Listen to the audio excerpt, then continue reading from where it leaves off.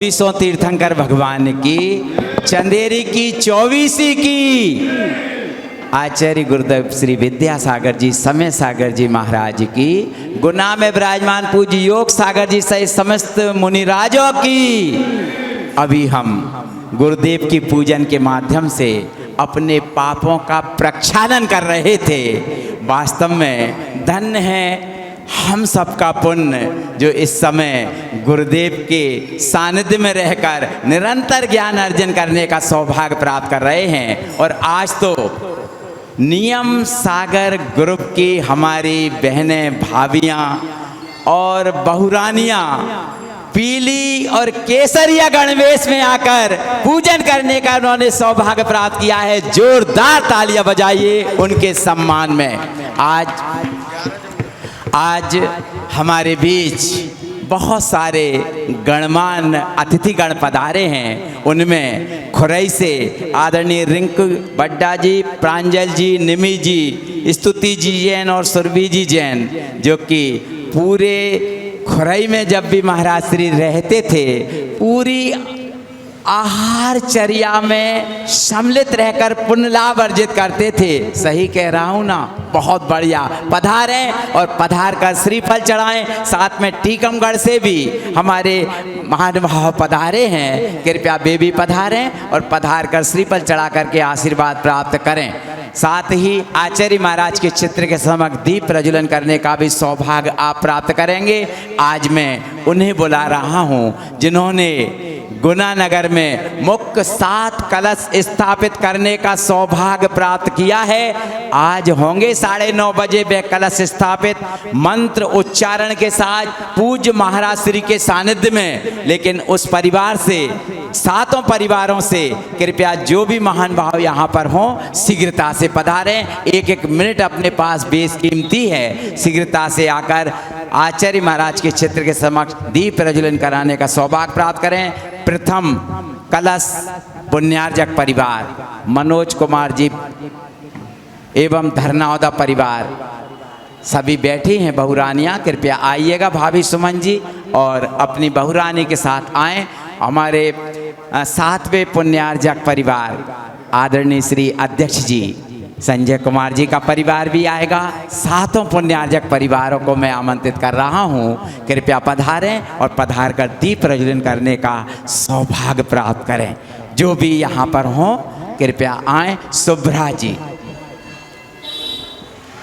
दीप से दीप जलाते चलो, दीप से दीप जलाते चलो, ज्ञान की गंगा बहाते चलो, ज्ञान की गंगा बहाते चलो। जिनवाड़ी जगमैया जन्म दुख मेट दो, जिनवाड़ी जगमैया जन्म दुख मेट दो, मरण दुख मेट दो, जन्म दुख मरण दुख मेट दो, जिनवाड़ी जगमैया जन्म दुख मेट दो, जिनवाड़ी जगमैया जन्म दुख मेट दो।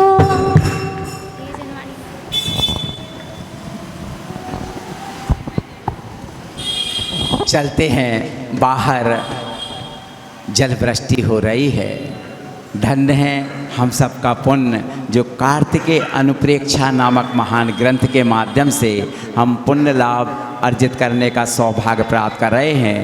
कल 13वीं गाथा हुई थी और आज हमें पूज्य निरोग सागर जी महाराज के मुखार्ध बिंद से अन्य गाथाएं सुनने का सौभाग्य प्राप्त होगा। पूज्य महाराज जी के पावन चरणों में नमोस्तु अर्पित करते प्रार्थना करते हैं अपनी अमृतमयी वाणी से सिंचित करने की कृपा करें। नमोस्तु पौर्वाणिक स्वाध्याय विलायाम श्रीमत्श्रुत भक्ति काय उत्सर्गम करोमि हम।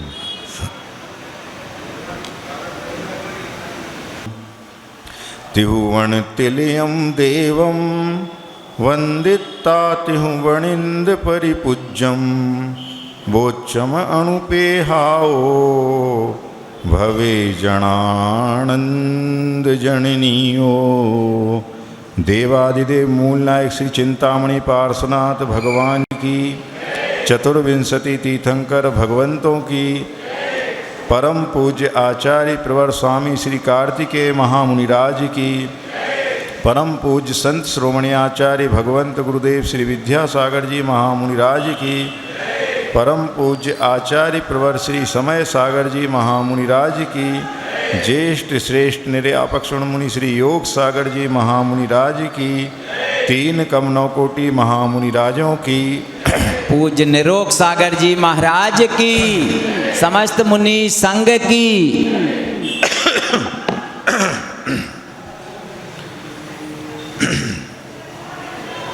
कल पूज्य बड़े महाराज जी के द्वारा 13वें नंबर की गाथा हो गई, 13 नंबर की हो चुकी। तो उस गाथा में बताया गया था कि जो लक्ष्मी का संचय करता है और ना तो दान देता है ना ही भोगता है, तो क्या करता है, वह आप अपनी आत्मा को ठगता है और अपने इस अच्छे मनुष्य जीवन को भी निष्फल कर लेता है। ऐसा कल महाराज जी ने आपको बताया होगा अंतिम गाथा के द्वारा। अब इसके बाद आज 14वें नंबर की गाथा है। आप सबको पता होना चाहिए कि ये स्वामी कार्तिकेय महाराज द्वारा लिखित कार्तिकेय अनुप्रेक्षा ग्रंथ, और इसमें अनुप्रेक्षा यानी 12 भावनाओं का विस्तार से वर्णन है। सबसे ज़्यादा यदि 12 भावनाओं के बारे में किसी ग्रंथ में लिखा गया तो कार्तिकेय अनुप्रेक्षा नामक ग्रंथ में लिखा गया।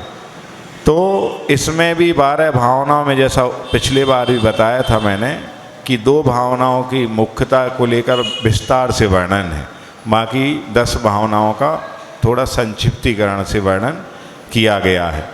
तो ये अनित्य भावना या इसी को अध्रुव भावना भी कहते हैं, पहले नंबर की भावना है, वो चल रही है। और इसका अर्थ ही यही है कि संसार में कोई भी चीज़ नित्य नहीं है।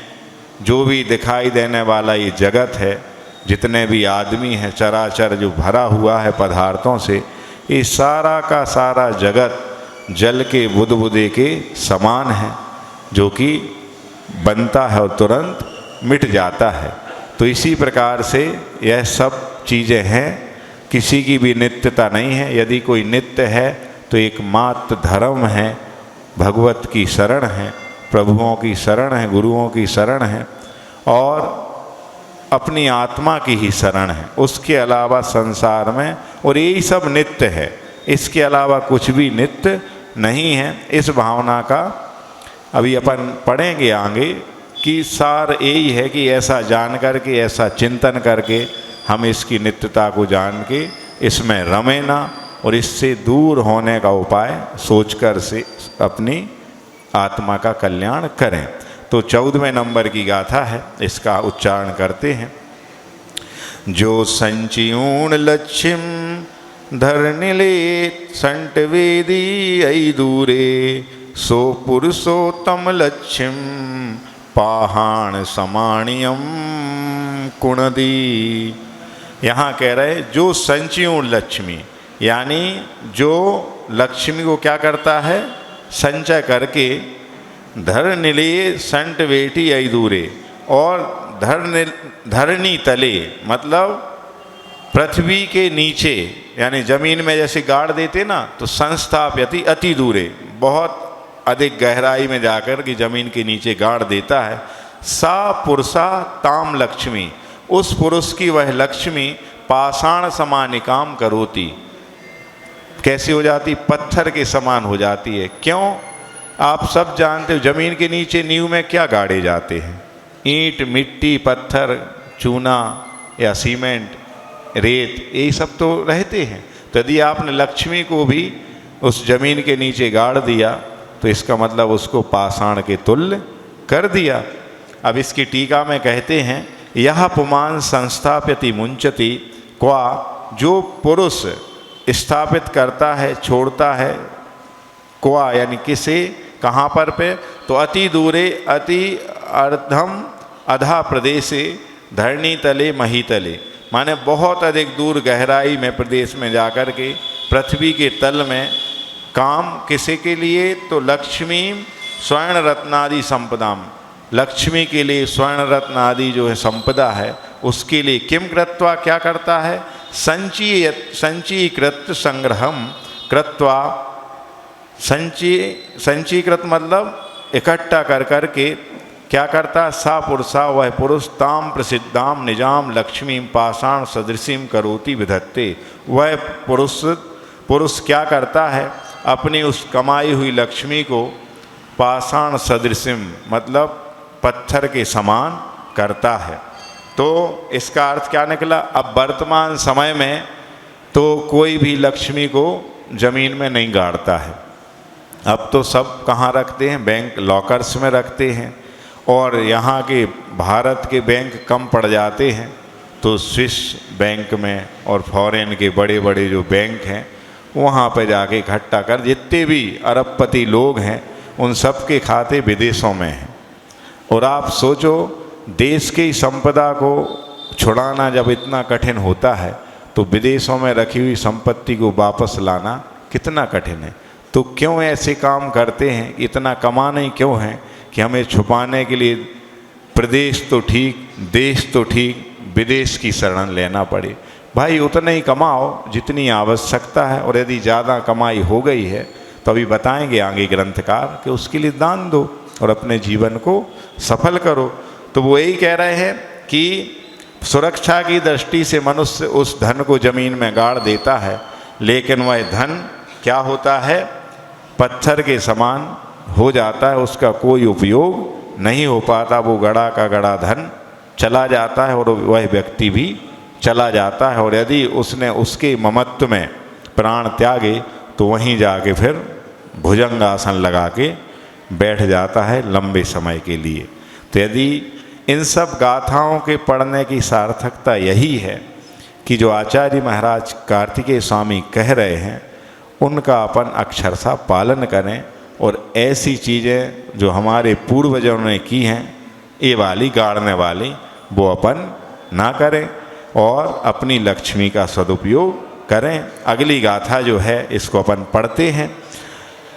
अणवैरम जो संचदी लक्ष्मणा यदि ने भुंजेदी अपनिया वे लच्छी पर लच्छी समाणिया तस्य। अब इस गाथा में कह रहे हैं कि अनवर्तम या संचिनोति लक्ष्मीम नाचा ददाती नेव भुंगते। अनवरत यानी लगातार, अथक, बिना रुके, जो संचिनोति यानी लक्ष्मी को संचित करता रहता है, इकट्ठा करता रहता है। नाचा ददाती, ना एव भुंगते, ना ही वह दूसरों को या दान में देता है और ना ही उसको भोगता है। आत्मीय अपीचा लक्ष्मी पर लक्ष्मी समानिका तस्य। तो वह उस खुद की लक्ष्मी उसकी कैसी हो गई? पराई लक्ष्मी के समान हो गई। क्यों? आप सब जानते हो कि धन की 3 ही गतियां हैं। या तो सबसे बेस्ट है दान दे लो, डोनेशन। सेकंड वन क्या है? उसको खुद भोग लो अपने जीवन में।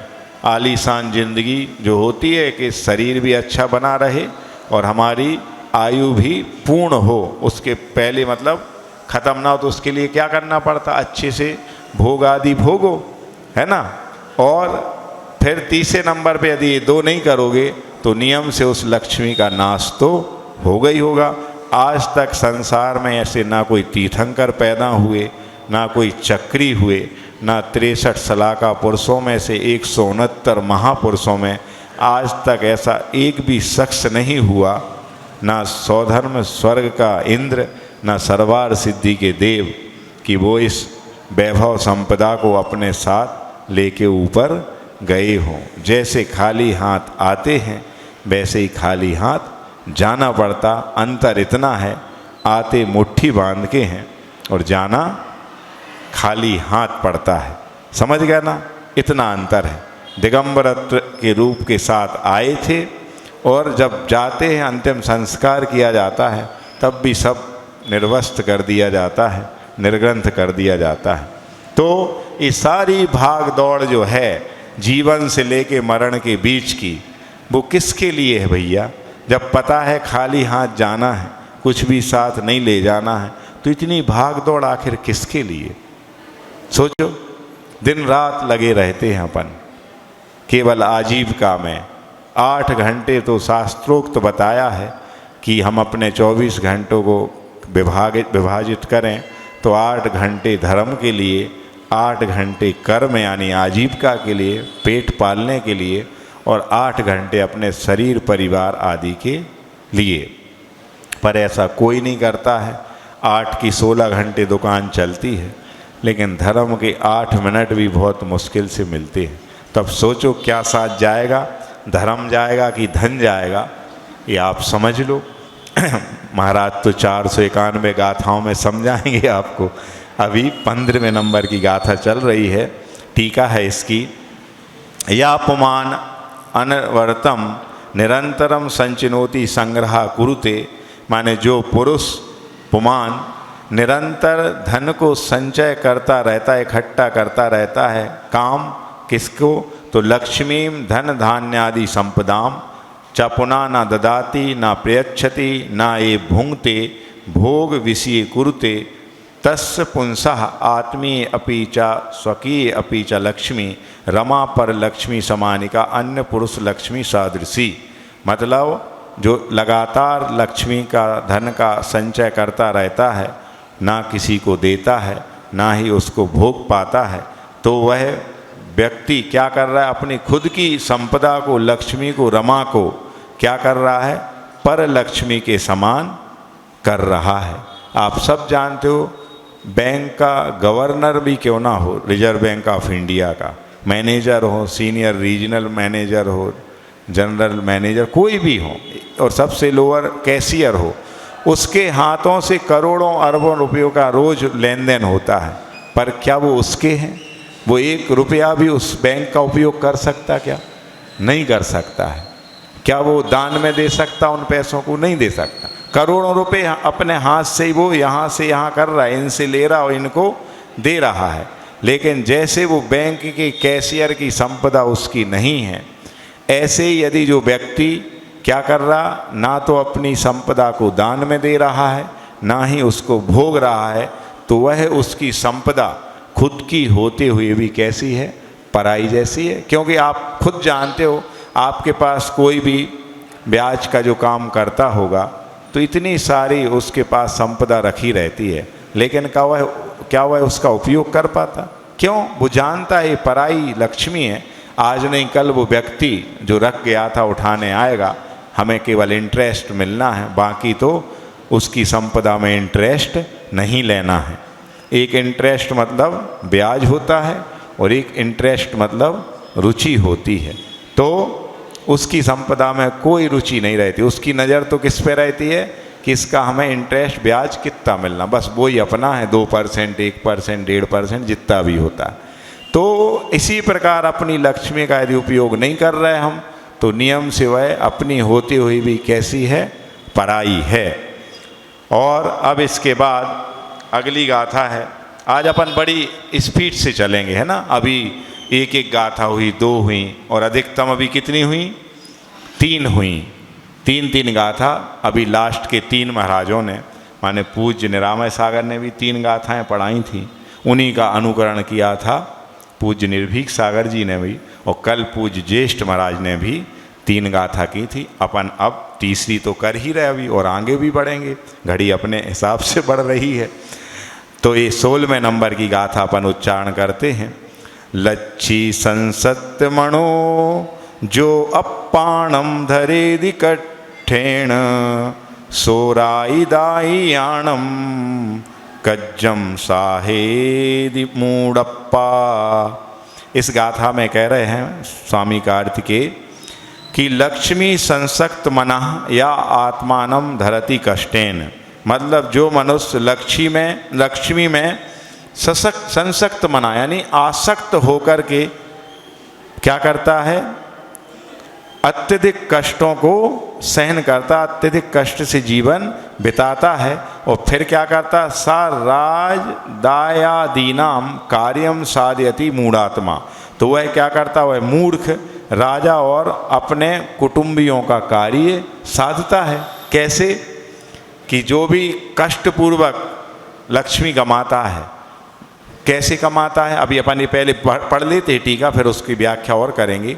यह पुमान लक्ष्मी संसक्त मना लक्ष्म्याम संसक्तम आसक्तम मनश्चित्तम यस्य सा तथा उक्तः आत्मानं स्वप्राणिनः कष्टेन बहिर्गमन जलयान कृषिकरण संग्राम प्रवेशन आदि दुखेन धरति बिभर्ति सा मूढ़ात्मा अज्ञानी जीवा साधयति निष्पादयति किम कार्यम कर्तव्यम केशाम राजदायादीनाम राज्ञाम भूपतिनाम गोत्रीणाम चा। इसका अर्थ क्या निकला कि जो पुरुष संसक्त मना यानी आसक्त होकर के बड़े कष्टों के साथ लक्ष्मी को क्या करता है, इकट्ठा करता, कमाता है, अपना चित्त उसी में लगाए रखता है, तो वह व्यक्ति स्वप्राणिनम कष्टेन अपने प्राणों को कष्ट में डाल करके, कैसे कष्ट में डालता है, आप सब ने शास्त्रों में पढ़ा है कि फलाने राजा फलाने सेठ जी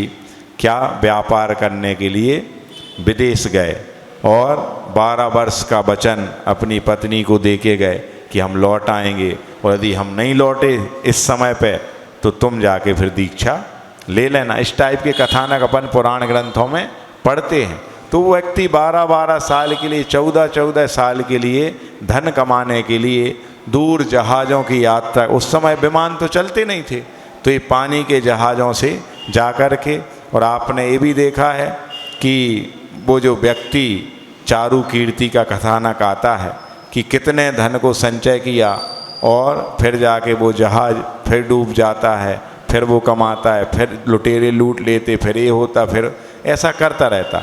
तो एक तो बाहर जा कर के धन को कमाना पड़ता है, तो अपने सब यानी पत्नी को, कुटुंब को, रिश्तेदारों को, अपने उस कर्म भूमि को छोड़ कर के, जन्मभूमि को छोड़ कर के बाहर जाना पड़ता। तो यही सबसे बड़ा कष्ट है।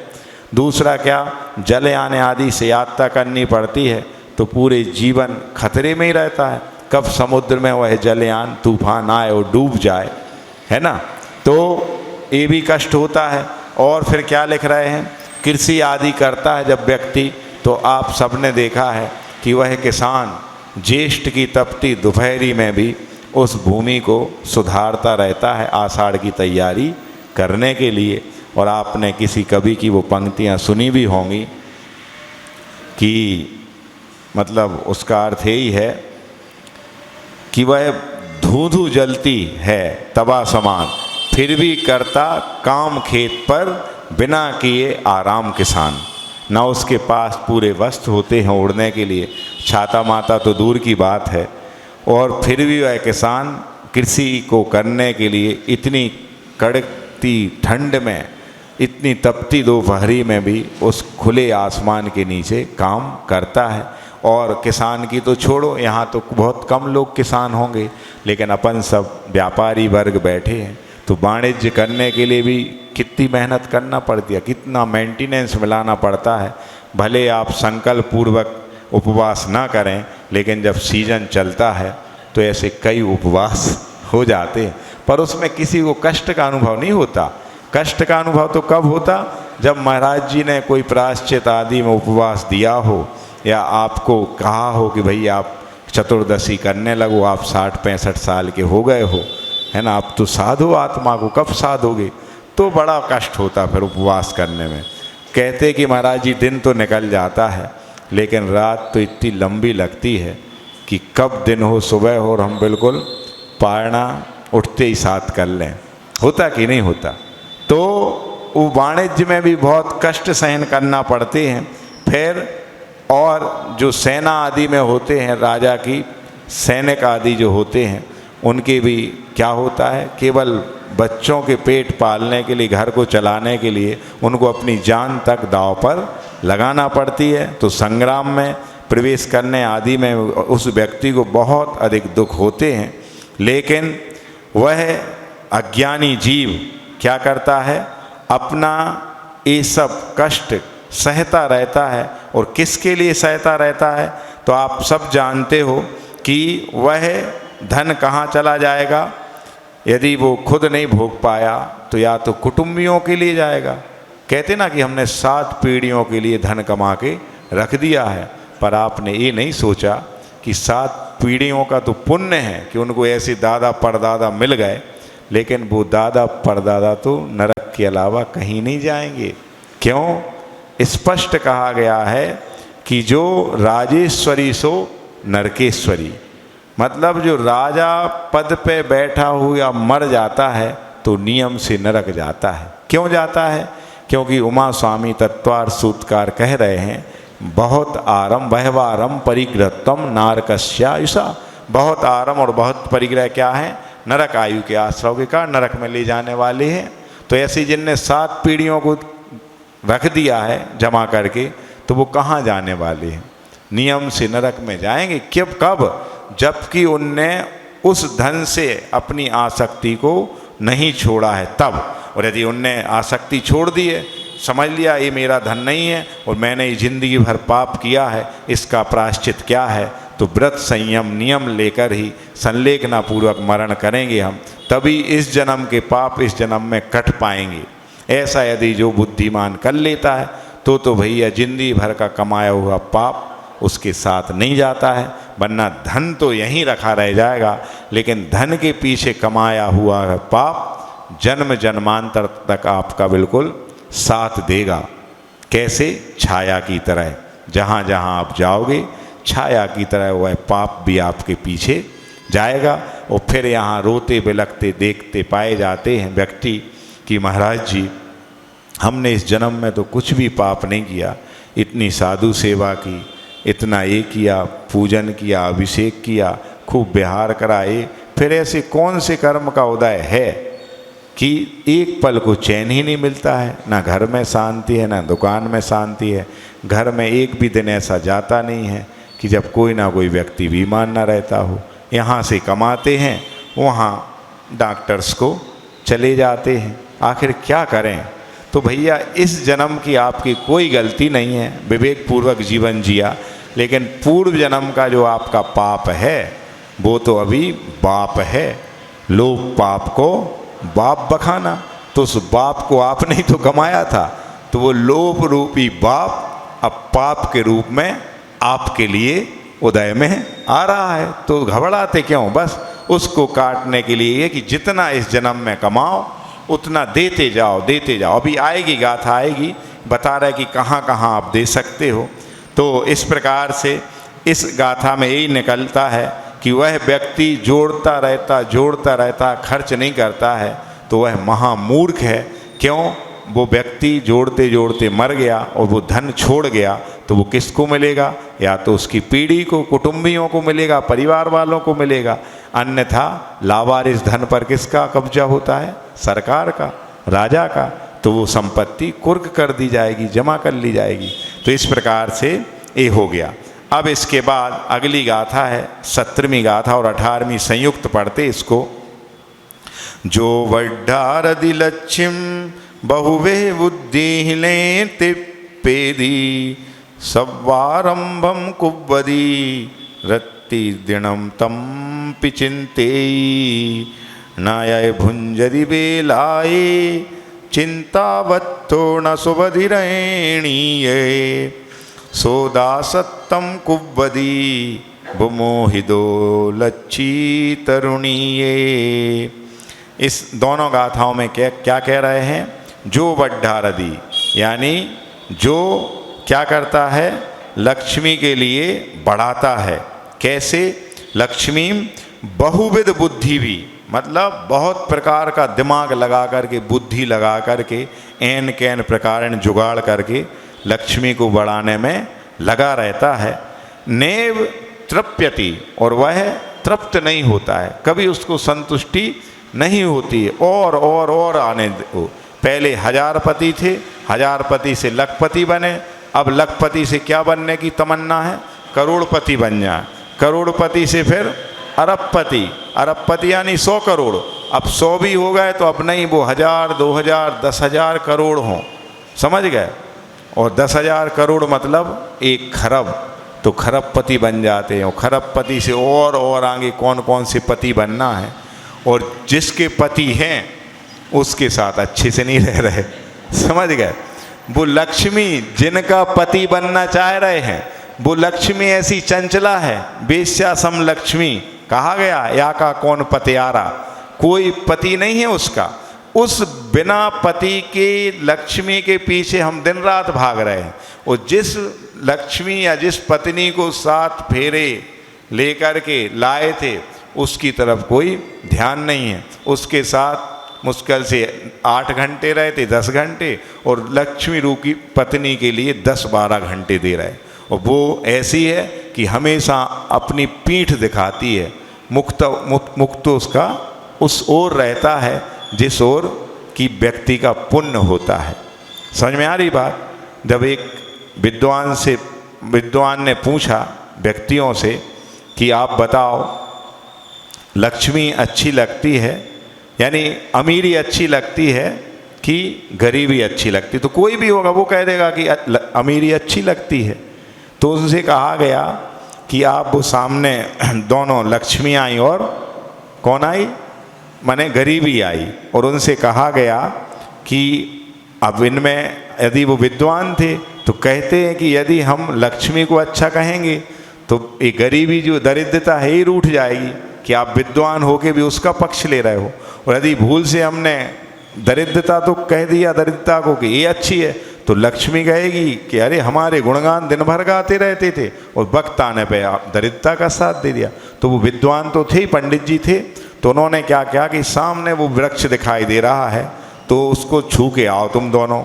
और बस वो दोनों लौट के आई तो पूछा बताओ कौन अच्छा दिखता है। तो उन विद्वान महोदय ने क्या कहा कि लक्ष्मी से कहा, दरिद्रता से कहा पहले कि तुम जब जाती हो ना तो जाती हुई अच्छी लगती हो। और लक्ष्मी से क्या कहा, जब तुम आती हो तो बहुत अच्छी लगती हो। और ऐसा ही तो है भैया जीवन में कि जब धन आता है तो व्यक्ति फूला नहीं समाता है, और जब जाता है कहते ना कि जब लक्ष्मी आती है तो आदमी की छाती चौड़ी हो जाती, तन जाता है सीना, और जब जाती वो तो लात मार के जाती है तो कमर झुक जाती, पूरी छाती जो फूली थी पुचक जाती है। समझ गए। तो इस लक्ष्मी का कोई भरोसा नहीं है, इसके पीछे आप फिर भी मानते थोड़ी हो, कितने भी प्रवचन सुना दिए जाएं, कितने भी कथानक बता दिए जाएं, लेकिन वो कथानक वो प्रवचन किन के लिए हैं, अपने बाजू वाले में बैठे हुए व्यक्तियों के लिए हैं, अपने पड़ोसी के लिए हैं, अपने रिश्तेदारों के लिए हैं, या फिर महाराज जियों के जो भक्त हैं उनके लिए हैं।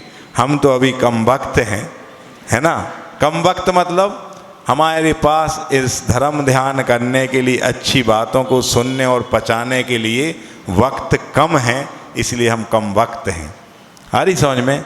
तो जिस दिन वक्त आपको मिल जाएगा इन चीज़ों के लिए तो वस्तु स्थिति समझ में आ जाएगी, और उसी से आपके नव जीवन का क्या स्टार्टिंग प्रारंभ हो जाएगी, स्टार्ट हो जाएंगे आप धर्म की ओर। तो यहाँ पे वो कह रहे हैं कि वह नैव तृप्यति, वह संतुष्ट नहीं होता है। सर्वारंभम कुरुते रात्रि दिनम तम अपि चिंत्यति, दिन रात आरंभ करता, व्यापार करता है, और दिन रात क्या करता है, चिंतमान रहता है, चिंता में डूबा रहता है। नाचा भुंगते बेलायाम चिंता अवस्था ना स्वपिति रजन्याम सदासत्वम कुरुते विमोहिता लक्ष्मी तरुण्याम। मतलब वह व्यक्ति क्या करता है, जब तृप्त नहीं होता है 6 प्रकार के असी मसी कृषि विद्या वाणिज्य और शिल्प, ये 6 प्रकार के कर्म करता रहता है और रात दिन उसी की चिंता में रहता है। ना तो समय पे खाता है, ना ही समय पे सोता है, और वह इस प्रकार से लक्ष्मी पर मोहित हो जाता है जिस प्रकार से कि युवती पर या तरुणी पर कोई व्यक्ति मोहित जब हो जाता है तो वह जैसे नाच नचाती है वह व्यक्ति वैसे नाचता है। वो तो एक हद तक छोड़ देती है, वह छोड़ देता है, लेकिन इस लक्ष्मी रूपी तरुणी पर जो आसक्त हो जाता, मोहित हो जाता है, तो उसका साथ छूटना बहुत कठिन होता है। ऐसी आपने 12 भावना में भी पढ़ा, दूसरी 12 भावना में शायद भूधर दास की है ना, कि मोह महामद पियो अनादि, भूल आपको भरमतवादी। ऐसी मोह रूपी मदिरा पी रखी है कि हम अपने आप को भूल गए और संसार में भ्रमण कर रहे। सब कुछ जानते हो, हम रोज 12 भावना पढ़ते हैं, लेकिन पढ़ना और जीवन में उतारना दोनों में बहुत अंतर है। कुछ भी नहीं आया, एक भावना को भी ले लिया और यदि हमने उसको जीवन में अपना लिया तो बाकी की 12 भावनाएं अपने आप जीवन में उतर जाएंगी। और हम रोज 12 भावनाएं 12 बार भी पढ़ते हैं, तब भी कुछ होने वाला नहीं है। जब हम जीवन में लाएं तभी कुछ होने वाला है। तो इस प्रकार से यहाँ उनने मनुष्य की तुलना उस तरुण स्त्री के मोह से आसक्त व्यक्ति से कर दी है कि जो उसकी दास्ता करता है, उसके इशारे पर नचता है, वो जैसा कहती है वैसा वह करता जाता है। चारुदत्त के पास कितनी 56 करोड़ दीनार थी और वह एक बेश्या के चक्कर में आ गया था, तो पूरी 56 करोड़ दीनार भी क्या हो गई थी, उस बेश्या या उसकी माँ ने छीन ली थी। तो यहाँ तो लक्ष्मी को ही बेश्या के समान कहा जा रहा कि वह ऐसी तरुणी है कि जो मोह जाल में एक व्यक्ति को नहीं, संसार का ऐसा कोई भी मनुष्य नहीं है जो लक्ष्मी पे आसक्त ना हो। भले आप कह दो हमारे सामने कि महाराज जी हमें तो कुछ भी नहीं है, ना हम ज़्यादा उसमें डिपेंड हैं, ना उसमें हम अटैच हैं, हम तो जैसा करते कमाते हैं और हम ये कर देते वो कर देते। लेकिन आपको बता दें, दान वैसे तो 4 प्रकार का होता है, दान 4 प्रकार 4 संग को दीजिए, कहते ना ऐसा। कौन कौन से होते दान 4 प्रकार के? आहार दान और औसत दान और ज्ञान दान और अभय दान, आवास दान भी आता है, समझ गए। तो आहार और औषध एक में ही हो जाते, क्योंकि आहार को ही औषधि कहा जाता। जो अपने आचिसी कहते थे, जो अपने आहारों को ही औषधि के समान लेने लग जाता है तो उसको जीवन में औषधि लेने की आवश्यकता नहीं पड़ती। आप लोग बीमार क्यों होते हैं? तो अयमत्त भोजनाएँ, अति गृद्धता के साथ अति मात्रा में जब आप भोजन करते हो तभी जाके बीमारियां आपको घेरती हैं। सारी बीमारियों की जड़ कौन है? पेट है। इसी पेट के कारण पूरा जीवन खपाना पड़ता। और कहते पापी पेट का सवाल है, समझ रहे?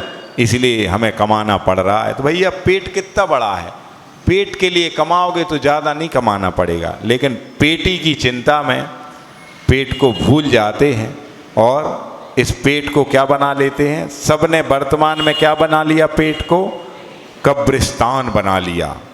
कब्रिस्तान यानी जिसमें मुर्दों को गाड़ा जाता है। तो हमने इस पेट में किसको गाड़ रहे हैं? संगी पंचेंद्रियों जीवों को घात करके, जो कि fast food, junk food, bakery ये बनाई जा रही है, तो उन जीवों को मारा गया और मार करके आपने पेट में गाड़ लिया, यानी खा लिया। तो मरे हुए जीव जहाँ गाड़े जाते वो क्या है? कब्रिस्तान। तो हम सब के पेट, जिनने भी fast food, junk food, bakery नहीं छोड़ी है, उन सब के पेट नहीं है, क्या है? कब्रिस्तान है, शमशान, मुक्ति धाम है। जे मुक्ति धाम तो हर कोई देख लेता, श्री राम मुक्ति धाम, लेकिन वास्तविक जो मुक्ति है वो तब मिलेगी जब हम अपनी इन इंद्रियों पे, इन मन पे, विषयों पे कंट्रोल करेंगे और अपने जीवन को सात्विक बनाते जाएंगे। तो दान 4 प्रकार के होते हैं और दान की महिमा यही बताई कि जो जितना जितना देता जाता है उतना उतना और पाता जाता है। देखा आपने कि यदि आप खाते जाओ और पच नहीं रहा हो तो फिर क्या खा पाओगे? नहीं खा पाओगे। लेकिन जो खाएगा, पचाएगा, निष्कासित करेगा, उसको फिर भूख लगेगी।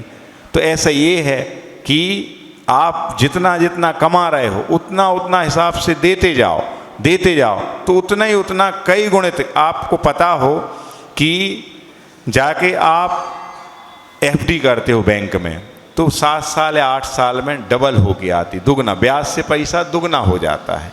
यदि उसी को आपने व्यापार में लगा दिया तो चौगुना हो जाएगा, समझ गए, उन 8 सालों में। और यदि उसी को बीज के रूप में वपन कर दिया खेत में तो वही 100 गुना 1000 गुना फल के आएगा, 1 बोरा का 10 बोरा आएगा, समझ गए, आता कि नहीं आता। लेकिन यदि उसी को हमने परोपकार के कार्यों में दान में दे दिया तो वह अनंत गुणा होकर के एक भाव में नहीं, जिस भाव तक आपको मुक्ति नहीं मिलेगी उस भाव तक वह दान दिया हुआ आपको काम में आएगा। और वही दान आपको इतना पुण्य का संचय करा देगा कि सारी ये चक्रवर्ती की वैभव संपदा है, तीर्थंकरों संपुण्य है, वो आपके जीवन में उदय में आएगा। हम इसके लिए नहीं कह रहे कि अपन को खूब पैसा फिर मिले और हम खूब भोगें, खूब सुखी रहें, खूब विलासिता का जीवन, इसके लिए नहीं। इसके लिए कि ताकि जो हमारे लिए ये 8-8, 10-10 घंटा मेहनत करना पड़ती है और हम प्रभु से, गुरु से, शास्त्र से, जिनवाणी से दूर हो जाते उस कमाई के चक्कर में, तो भगवान वो समय हमें कितना ज़्यादा से ज़्यादा आपकी सेवा में मिल पाए, हम कितने से ज़्यादा गुरुओं की सेवा कर पाएँ, हम उनके लिए बिहार आदि में चौका लगा पाएँ, हम उनकी वैयावृत्ति सेवा शुश्रूषा कर पाएँ, हम उनके लिए आहार दान दे पाएँ, इसके लिए हमें समय चाहिए। तो वो समय कब मिलेगा? जब हमारे पास पर्याप्त धन है और हमें कमाने की आवश्यकता नहीं है। जिसका पुण्य फलता है ना तो वो मिट्टी को भी छूता है तो सोना हो जाती है, और जिसका पाप कर्म का उदय आता है, जिसने खूब कमाया था पिछले जन्म में और दान नहीं दिया था, तो अब वो सोने को भी छुएगा तो क्या हो जाएगी? मिट्टी हो जाएगी। आप रोज पढ़ते हो सर्पो हार लता भवत्य शिलता सत्पुष्प दामायते संपद्देत, पढ़ते हो ना? हाँ, तो मतलब क्या है? ये सब पढ़ने का नहीं, ये जीवन में घटित हो रहा, हमारे आसपास पड़ोस में अपन देखते रहते हैं कि वो व्यक्ति कितनी मेहनत करता है। सुबह 6 बजे से काम पे लग जाता है, रात के 10 बजे तक कमाता है, और हम ऐसा 20 साल से देख रहे हैं उसकी सामान्य स्थिति ही है। तो क्यों है ये सब? उसका कारण उसका पिछला जो भाव है, अतीत है, कि जब उसने खूब कमाया था लेकिन दान नहीं कुछ दिया था, तो आज बस जितना कमाता है उतना ही बस पैदा होते, उससे ज़्यादा नहीं होते। तो यदि आपको और फलित रूप से, गुणित रूप से फलना है तो आप दान दीजिएगा। तो आगे वो कह रहे हैं कि वह रात दिन चिंता में लगा रहता है, ना समय पे खा पाता है, ना समय पे सो पाता है, और उसी प्रकार से जिस प्रकार से वह तरुणी जो है आसक्त कर लेती है, मनुष्य को मोहित कर लेती है और उसकी दास्ता वह करता रहता है दास्ता, तो ऐसे ही ये जो व्यक्ति है लक्ष्मी रूपी तरुणी की दास्ता करता रहता है और कभी भी मालिक नहीं बन पाता है। अब इसके बाद ये 18 गाथा हो गई, 18वें नंबर की। अब नंबर है बढ़िया अच्छी, अपनी टाइम पे गाड़ी चल रही है।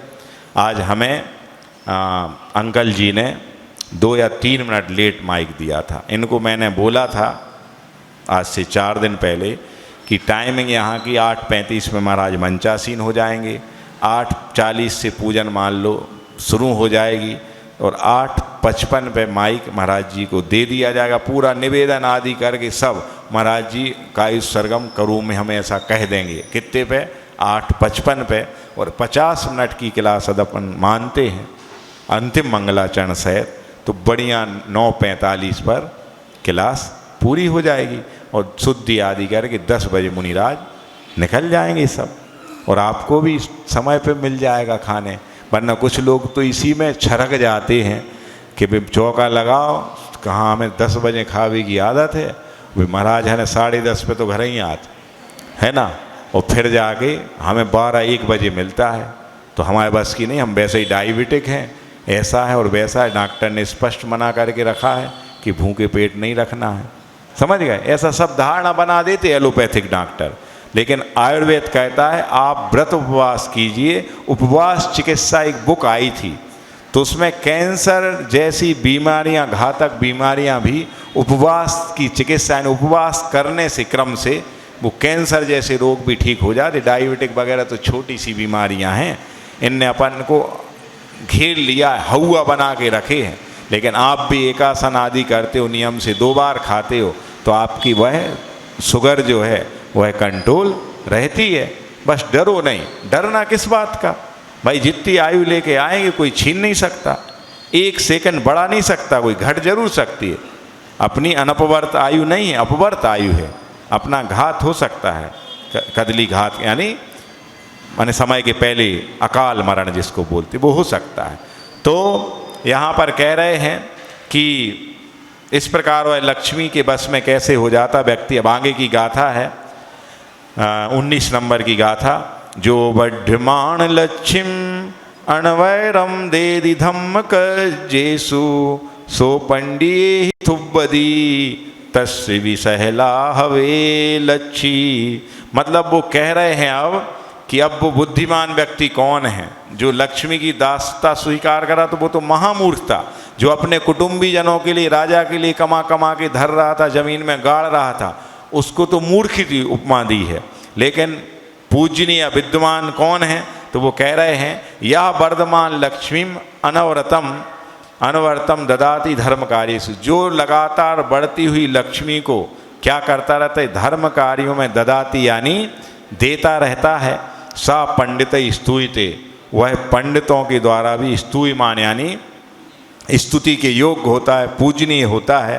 तस्यपि सफला भवेत लक्ष्मी, और उसी की लक्ष्मी क्या है, सफल है, बाकी सबकी निष्फल है।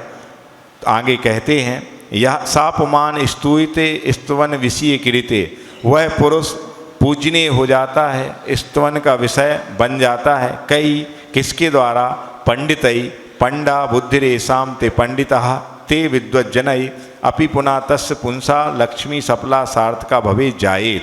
मतलब वह पंडितों द्वारा के द्वारा, जो बुद्धिमान व्यक्ति हैं उनके द्वारा भी, विद्वज्जनों के द्वारा भी पूजनीय हो जाता है। उसकी प्रशंसा विद्वान भी करते हैं कि जो बढ़ती हुई लक्ष्मी को और नहीं बढ़ने देता है, जिस रेशियो से बढ़ती है लक्ष्मी उस रेशियो से वह दान भी देता रहता है। तस्य कस्य किसके लिए क्या करता, यह अनवर्तम निरंतरम देदी ददादी प्रयच्छति, वह लगातार देता रहता है। काम किसको, तो वर्धमान लक्ष्मी उदीमान रमाम, माने वह बढ़ती हुई जो लक्ष्मी है उसको देता रहता है। केसु कहाँ पर पे, किन कार्यों में, तो धर्म कार्येषु, धर्म के कामों में। धर्मस्य पुण्यस्य कार्याणि प्रासाद प्रतिमा प्रतिष्ठा यात्रा चतुर्विध दान पूजा प्रमुखानि तेषु, माने धर्म और पुण्य के काम कौन से हैं, तो प्रासाद यानी आलीशान बंगला बनाना है ना। प्रासाद यानी बंगला होता, महल होता, लेकिन कौन सा, धर्मशाला, 3 लोक के नाथ के लिए मंदिर, या संतों के लिए संत निवास, ऐसा प्रसाद ना। अच्छा बढ़िया खुद का बंगला तो बनवाया 5 और 10 करोड़ का, वो मंदिर में दान दे दिए 11,000। समझे, काहे के लाने दाए, कहने लगे वो संत निवास बन रहा ना, तो उसमें कमरा बनेगा, तो हम 3 भाइयों ने मिलके 51,000 का एक मना कमरा कर लिया, तो 11,000 मेरे हैं, 21 बड़े भाई के हैं और इतने उनके हैं। बहुत बढ़िया। और खुद का बंगला कितने का, 5 से 10 करोड़ रुपए का। सोचो आप कहाँ जाएगा वो बंगला, साथ लेके जाओगे हैं, लेकिन यहाँ जो लगा दिया वो जरूर साथ में जाएगा। पर इतनी बुद्धि चलती कहाँ है, अपन बहुत गुणकतान लगाते रहते थे होते हैं कि बहुत बुद्धि पैनी कर लेते हैं, कहाँ से कैसे लगाना, म्यूचुअल फंड में लगाना है, शेयर मार्केट में लगाना है, इतने शेयर होल्डर कर लिए, ये कर लिया, वो कर लिया, खूब अचल संपत्ति कर ली, खूब रियल इस्टेट में घुस गए, लेकिन जहाँ लगाना था वहाँ नहीं लगा हुआ। जैसा भी मैंने कहा था कि जो धर्म में लगा देता है तो अनंत गुणाक्रमित होके वह फलता है, आता है अपने पास।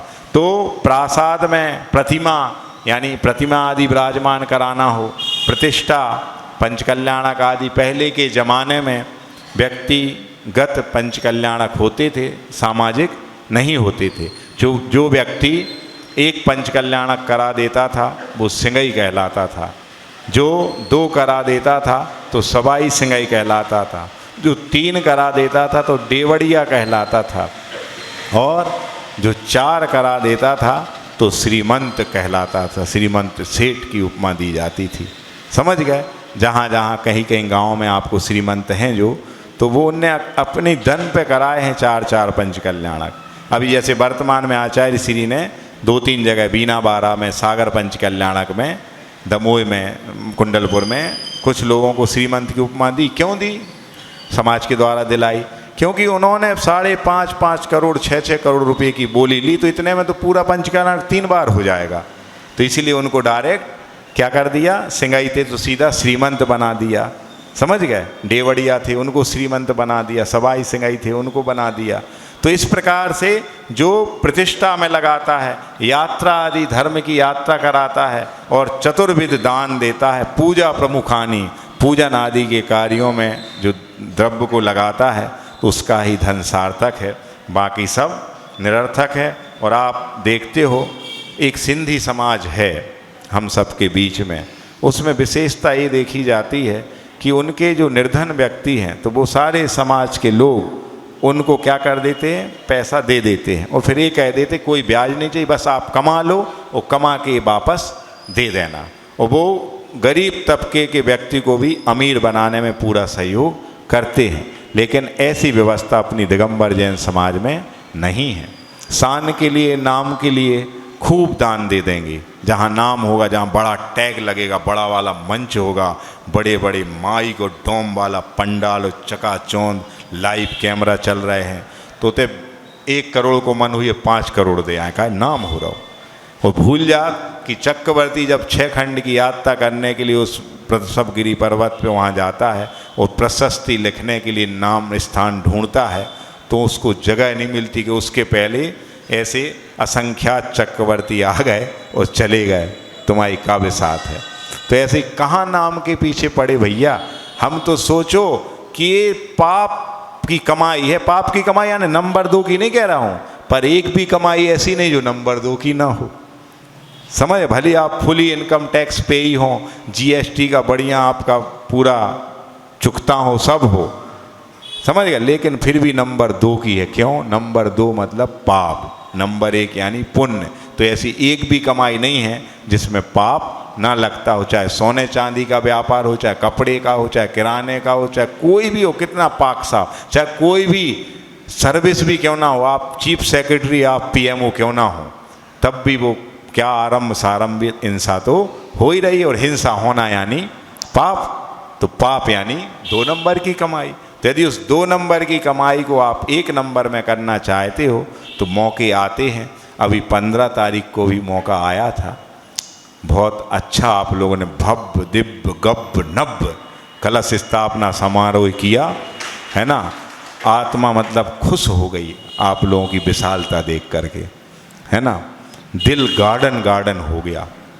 हम लोगों ने लास्ट ईयर चतुर्मास किया था रहली में, 325 घर की समाज थी, वहाँ पे जाके 25 CR का काम हुआ था कलश स्थापना के दिन, और आप लोगों ने उसका 10% किया। समाज 10 गुनी ज़्यादा और डोनेशन 10वां हिस्सा, अपने आप में तारीफ़ काबिल। समझ गए? हम लोग आए हैं जगाएंगे, जाग जाओगे आप तर जाओगे, कल्याण हो जाएगा। सोते रहोगे खो जाओगे 84 लाख योनियों में, पता नहीं चलेगा कब निगोद की यात्रा पुनः प्रारंभ हो जाएगी।